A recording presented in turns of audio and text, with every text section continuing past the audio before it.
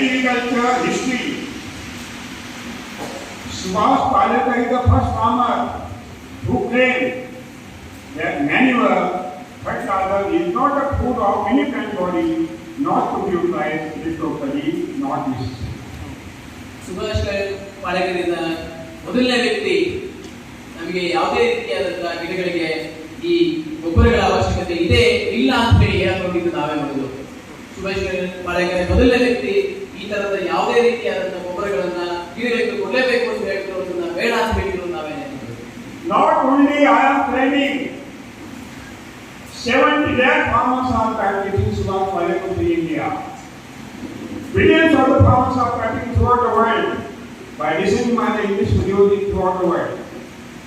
Show me single deficiency of any nutrient in the plant body. Show me. We are not utilizing any manual fertilizer. No deficiency at all.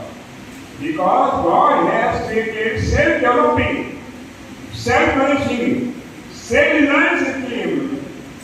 Where we will challenge to the God and evening we are going to temple and God, पापी पाप कर रहा है भगवान को ये it is not a spiritual endeavor, it is not a spiritual, it is atheism, it is heroism. Subhash ಪಾಲೇಕರ್ನ ಅನಿವಾರ್ಯವಾಗಿ ನಮ್ಮ ದೇಶದಲ್ಲಿ 70 ಲಕ್ಷಕ್ಕೂ ಹೆಚ್ಚು ಜನ ಈ ಪದ್ಧತಿಯನ್ನು ಮಾಡ್ತಿದ್ದಾರೆ. ಪ್ರಪಂಚದಾದ್ಯಂತ ಕೋಟ್ಯಾಂತರ ಜನ ಈ ಪದ್ಧತಿಯನ್ನ ನನ್ನ ವಿಡಿಯೋಗಳನ್ನ ಇಂಗ್ಲಿಷಲ್ಲಿ ಬಂದಿರೋ ಇಂಗ್ಲಿಷ್ ಭಾಷೆಗಳಲ್ಲಿ ಬಂದಿರುವಂತಹ ವಿಡಿಯೋಗಳನ್ನ ಅಥವಾ ನೋಡಿನೇ ಇದನ್ನ ಫಾಲೋ ಮಾಡ್ತಿದ್ದಾರೆ.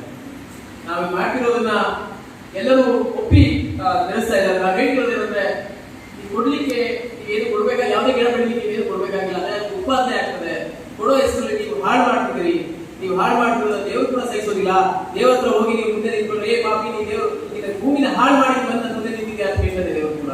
ನೀವೆಲ್ಲ ಒಟ್ಟಾರೆಯಾಗಿ ಭೂಮಿಯನ್ನು ಹಾಳು ಮಾಡೋದಕ್ಕೆ ಸಾವಯವ ಕೃಷಿ ಅಥವಾ ಆರ್ಗ್ಯಾನಿಕ್ ಫಾರ್ಮಿಂಗ್ ಅಂತ ಹೇಳಿ ಮುಂದೆ ಬಂದಿರ್ತಾ ಇದ್ದೀರಿ. ಇದು ಯಾವ ತರವಾದ ಧರ್ಮ